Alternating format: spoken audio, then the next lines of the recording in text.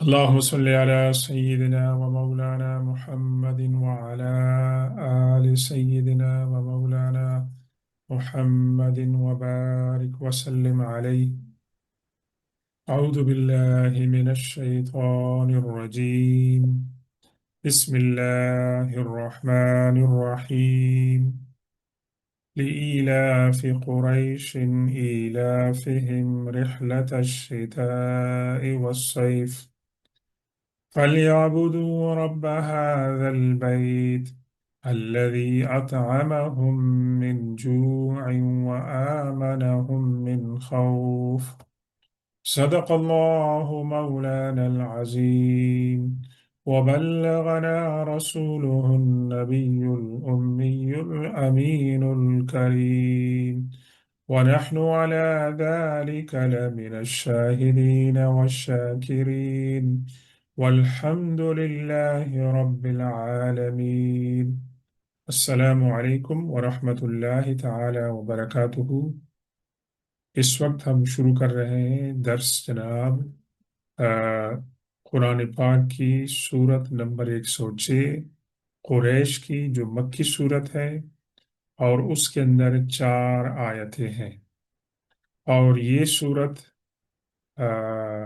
فیل کے بعد ہے، اور دونوں کے جو کنٹینٹس ہیں وہ بہت ہی کامن ہے،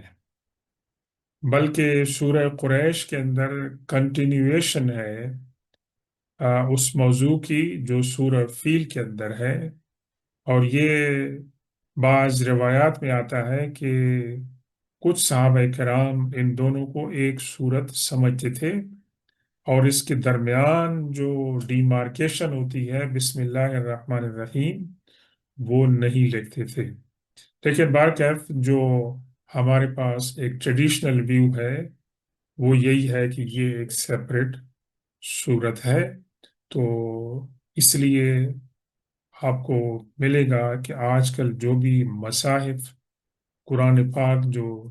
ملتے ہیں اس کے اندر بسم اللہ الرحمن الرحیم جو ہے وہ لکھی جاتی ہے۔ اس لیے ہاں، نماز میں آپ پڑھ رہے ہیں تو وہ ایک الگ بات ہے، لیکن ہے کہ انڈیویجولی جب آپ پڑھیں گے تو اس صورت کے آغاز میں بسم اللہ الرحمن الرحیم جو ہے پڑھیں گے۔ اور اس کے اندر اللہ تبارک و تعالی جس طرح سورہ فیل کے اندر اللہ تبارک و تعالی اپنی نعمتیں بتا رہا ہے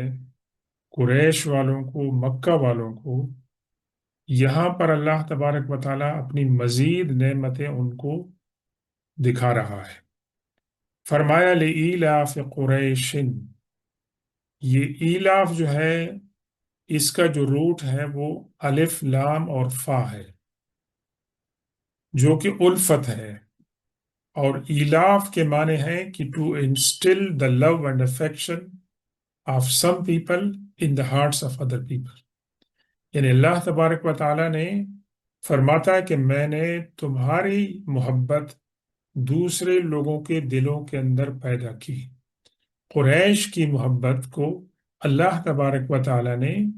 دوسرے لوگوں کے دلوں کے اندر پیدا کی، تو اللہ تبارک و تعالیٰ بطور احسان کے یہ بات ان کو جتلا رہا ہے، اور یہ صرف اور صرف محض اور محض کعبہ شریف کی برکت سے ہے کہ یہ کعبہ کے مجاور تھے، متولی تھے، اور جو کعبہ کی زیارت کے لیے لوگ آتے تھے ان کو پانی پلاتے تھے، ان کی ہاسپٹیلٹی کرتے، ان کا خیال رکھتے تھے، ایون دو کہ یہ لوگ شرک کرتے تھے، لیکن اس کے باوجود اللہ تبارک و تعالیٰ نے بینگ حضرت ابراہیم علیہ السلام کی اولاد میں سے ہونے سے، اور پھر ان کے اندر حضور پاک صلی اللہ علیہ وسلم تشریف لانی تھی، تو یہ اللہ تبارک و تعالیٰ نے ان کو ایک اعزاز عطا فرمایا تھا جو کہ دوسرے لوگوں کو نہیں حاصل تھا۔ اور اس کی جو بیک گراؤنڈ بتائی جاتی ہے کہ یہ ایک تو مکہ جو تھی وہ راکی سرزمین ہے، پانی بھی کم ملتا ہے، اور وہاں ویجیٹیشن بھی نہیں ہوتی ہے، تو یہ لوگ جو تھے یہ بہت ہی قحط سالی، ڈراؤٹ، فیمین اور مشکلات کا شکار ہو جاتے تھے، اور ان کی لائف جو تھی وہ مزریبل تھی۔ پھر حضور پاک صلی اللہ علیہ وسلم کے جد امجد اور قریش کے سردار ہاشم بن عبد مناف جو ہیں، ان کے دل میں یہ خیال آیا اللہ تبارک و تعالیٰ کی طرف سے کہ انہوں نے قریش کے لوگوں کو کہا کہ تم بزنس کرو۔ تو قریش کا جو روٹ ہے وہ قاف، را اور شین ہے، قرش۔ اور قرش کے ایک معنی کیا ہوتے ہیں؟ بزنس کرنا۔ تو اسی وجہ سے یہ قریش جو ہے یہ مشہور ہو گئے۔ تو انہوں نے کہا کہ بھئی تم لوگ کیا کرو کہ تم لوگ یمن کے جہاں پر بہت سبزی ہوتی ہے، فروٹ ہوتا ہے اور مسالے ہوتے ہیں، سپائسز ہوتے ہیں، اور سیریا، شام،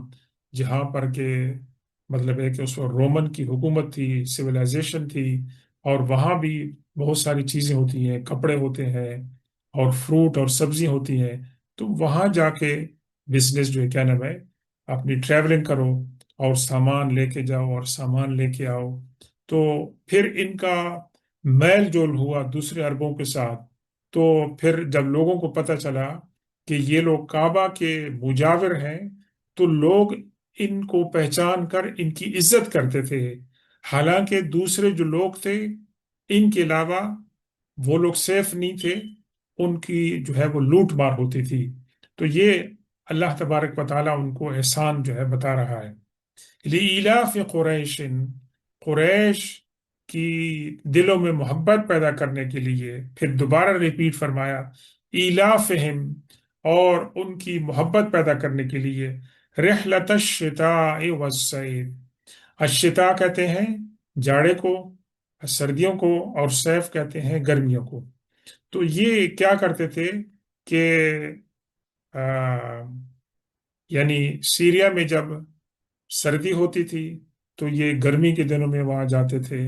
اور جب یمن کے اندر مطلب وہ ہوتی تھی تو پھر سردیوں کے دنوں میں وہاں جاتے تھے۔ تو ان کی ایک لحاظ سے تو ان کی ٹریولنگ ہو گئی تھی، ہالیڈیز ہو گئی تھی۔ اور دوسرا یہ ہے کہ یہ سامان لے کر آتے تھے، تو یہ سامان ایک لحاظ سے تو راستے میں لوگوں کے دلوں میں اللہ تعالیٰ نے یہ محبت پیدا کر دی کہ ان کو لوگ لوٹتے نہیں تھے، اور دوسرا موسم خوشگوار ہوتا تھا، تو یہ ان کا سفر جو تھا وہ بڑا پرامن ہوتا تھا۔ تو اللہ تبارک و تعالیٰ نے یہ یاد دلانے کے بعد کیا فرمایا؟ فَلْيَعْبُدُوا رَبَّ هَذَا الْبَيْتِ۔ یہ جو اللہ تبارک و تعالیٰ نے ان کو نعمتیں عطا فرمائی ہیں، کعبہ کو گرانے سے بچایا، اللہ تعالیٰ نے ان کے اوپر کو بہت بڑی مصیبت نازل نہیں فرمائی، اور اللہ تبارک و تعالیٰ نے ان کی خوراک کا انتظام کیا اور امن ان کو عطا فرمایا۔ یہ ابراہیم علیہ السلام کی دعا تھی، فَلْيَعْبُدُوا رَبَّ هَذَا الْبَيْتِ۔ تو انہوں نے اس کا شکرانہ ادا کرنا چاہیے کہ اس گھر کا جو رب ہے اس کی عبادت کریں۔ یعنی عبادت تو وہ کرتے تھے لیکن اس کی عبادت کے اندر شرک تھا، ویسے وہ توحید نہیں تھی۔ تو اللہ تبارک و تعالیٰ ان کو ریمائنڈ کرا رہے ہیں کہ تمہیں اللہ تبارک و تعالیٰ کی نعمتوں کا شکریہ ادا کرنا چاہیے۔ الذی اطعمہم من جوع وآمنہم من خوف۔ وہ خدا کہ جس نے ان کو فیڈ کیا، ان کو کھانا کھلایا بھوک سے مطلب ہے بچا کر، اور آمنہم من خوف، اور خوف اور گھبراہٹ کی بجائے اللہ تبارک و تعالیٰ نے ان کو سیکیورٹی اور ٹرینکولیٹی جو ہے وہ عطا فرمائی۔ یہ جو دو نعمتیں ہیں یہ بہت بڑی نعمتیں ہیں، یعنی انسان کو خوراک ملے اور انسان کے پاس امن ہو، تو انسان کی زندگی جو ہے وہ آسودہ ہوتی ہے، اور آ، اللہ تبارک و تعالیٰ کا انسان کو شکر ادا کرنا چاہیے۔ ایک حدیث پاک ہے حضور پاک صلی اللہ علیہ وسلم کی، آپ نے فرمایا، من اصبح منکم آمنا فی سربہ معافا فی جسدہ عنده قوت یومہ فکأنما حیزت لہ الدنیا۔ امام بخاری اس کو روایت کرتے ہیں اپنی کتاب الادب المفرد کے اندر کہ اللہ کے رسول صلی اللہ علیہ وسلم نے فرمایا کہ اگر تم میں سے کوئی شخص اس حال میں اپنے دن کا آغاز کرتا ہے کہ اس کے اپنے گھر میں، اس کے ماحول میں امن ہے، سکون ہے، کوئی گھبراہٹ نہیں ہے، کوئی پریشانی نہیں ہے، معافن فی جسدی، اور اس کی باڈی ٹھیک ہے، اس کو صحت بھی ملی ہوئی ہے، اور عندہ قوت یومہ، اور اس کے پاس اس دن کا کھانا ہے، خوراک ہے، یعنی فزیکلی وہ ٹھیک ہے اور اس کے ماحول، اس کے گھر میں امن و سکون ہے، فَكَأَنَّمَا حَيَزَتْ لَهُ الدُّنْيَا، تو یہ ایسے ہے کہ پوری کی پوری دنیا اس کے پاس سمٹ کر آ گئی ہے۔ یہ اللہ تبارک و تعالیٰ کی بہت بڑی نعمت ہے کہ جو اللہ کے رسول صلی اللہ علیہ وسلم نے فرمایا، اور حضور پاک صلی اللہ علیہ وسلم اکثر اس بات کی تعلیم دیتے تھے کہ آپ اللہ سے عافیت کا جو ہے وہ سوال کیا کریں۔ اور ایک اور حدیث میں حضور پاک صلی اللہ علیہ وسلم فرماتے ہیں کہ قریش کے بارے میں حضور صلی اللہ علیہ وسلم نے یہ حدیث بیان فرمائی، جس کو بہت سارے مفسرین نے جو ہے وہ بیان کیا ہے، اور ایک روایت جو ہے آپ کی کزن، چچا زاد بہن حضرت ام ہانی بنت ابی طالب رضی اللہ تعالی عنہا روایت کرتی ہیں کہ حضور پاک سے فرمایا کہ 7 وجوہات سے، 7 باتوں میں اللہ تبارک و تعالیٰ نے قریش کے اوپر انعام فرمایا، ان کو فضیلت عطا فرمائی، اور یہ ایسی فضیلت ہے کہ جو اللہ تعالیٰ نے کسی اور کو نہیں عطا فرمائی، اور ان کے بعد کسی اور کو اللہ تبارک و تعالیٰ نہیں عطا فرمائے گا۔ اور وہ کیا ہے کہ، اور ان میں سے ایک فضیلت یہ ہے کہ قریش کے اندر اللہ تعالیٰ نے مجھے پیدا فرمایا، یا آپ نے دوسرا لفظ استعمال فرمایا کہ قریش میں اللہ تعالیٰ نے نبوت عطا فرمائی ہے، تو یہ بھی ایک اللہ تبارک و تعالیٰ کی طرف سے فضیلت ہے۔ اور قریش کے اندر ہی خلافت ہوگی، حضور پاک صلی اللہ علیہ وسلم نے یہ وصیت فرمائی تھی کہ جو خلفاء ہوں گے وہ قریش کے اندر ہوں گے، اور پھر یہ ہے کہ ان کے اندر اللہ تبارک و تعالیٰ نے حجابہ اور سقایا، یہ جو تھی، یہ جو خدمات تھیں وہ کرتے تھے حاجیوں کی اور عمرے پہ آنے والوں کی، اور اس کے ساتھ ساتھ وَنُصِرُوا عَلَى الْفِيلِ، اور اللہ تبارک و تعالیٰ نے ان کی مدد فرمائی ابرہہ کے مقابلے میں، جو 60,000 کا لشکر لے کے آیا تھا۔ وَعَبَدُوا اللَّهَ 7 سِنِينَ، اور اس کے بعد، اس واقعے کے بعد، ابرہہ کی شکست کے بعد، انہوں نے 7 سال تک اخلاص کے ساتھ توحید پر ایمان رکھتے ہوئے 7 سال، اور ایک روایت میں ہے کہ 10 سال انہوں نے اللہ تبارک و تعالیٰ کی عبادت کی اور بتوں کی پوجا نہیں کی۔ تو اور 7ویں وجہ یہ ہے فضیلت کی کہ ان کی شان میں اللہ تعالیٰ نے ایک سورت نازل کی، قریش جس کا نام ہے، اور کسی اور کی شان میں اللہ تبارک و تعالیٰ نے یہ ایسی سورت جو ہے وہ نازل نہیں کی۔ تو یہ اللہ کے رسول صلی اللہ علیہ وسلم نے ان کی فضیلت کو جو ہے وہ بیان فرمایا۔ کچھ علماء کرام نے، بزرگان دین نے، یہ اپنے مجرب وظائف میں لکھا ہے کہ کسی کے پاس اگر رزق کی تنگی ہو تو وہ سورہ قریش جو ہے اس کی تلاوت کثرت سے کریں، اللہ تبارک و تعالیٰ اس کو کھانے کے اوپر پڑھیں گے، دوا کے اوپر پڑھیں گے تو اللہ تبارک و تعالیٰ اس کے اندر برکت عطا فرمائے گا۔ اللہ تبارک و تعالیٰ سے دعا ہے کہ اس صورت میں جن مضامین کا ہم نے مطالعہ کیا ہے، اللہ تبارک و تعالیٰ ان کو ہمیں سمجھنے کی توفیق عطا فرمائے، اور سیرت پاک کی سمجھنے کا ایک ذریعہ ہے، تو اس سے ہمیں مکہ کی، کعبہ کی، قریش کی اور حضور پاک صلی اللہ علیہ وسلم کی سیرت کا ایک پہلو جو ہے وہ ملتا ہے۔